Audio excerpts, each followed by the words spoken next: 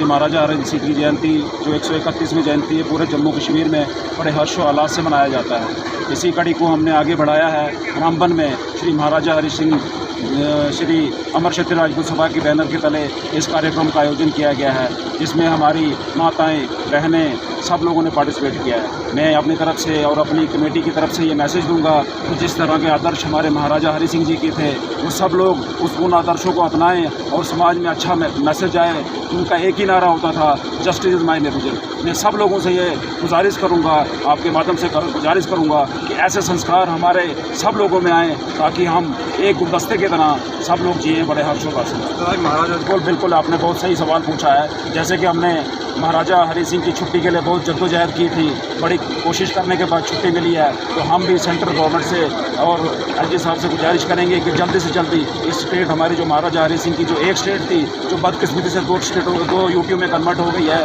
हम रिक्वेस्ट करेंगे कि जल्दी से जल्दी से एक स्टेट बनाया जाए। आप बताएंगे उनका योगदान महाराज, सबसे पहले मैं आपको बताऊँ, वो तारीफ़ के मोहताज नहीं है। उन्होंने समाज में जो छूत छात थी उनको हटाया, महिलाओं पर शिक्षीकरण के लिए उनके लिए सबसे बड़ा योगदान महिलाओं के लिए दिया गया है। बच्चों की एजुकेशन को दिया गया, J&K बैंक का निर्माण किया गया।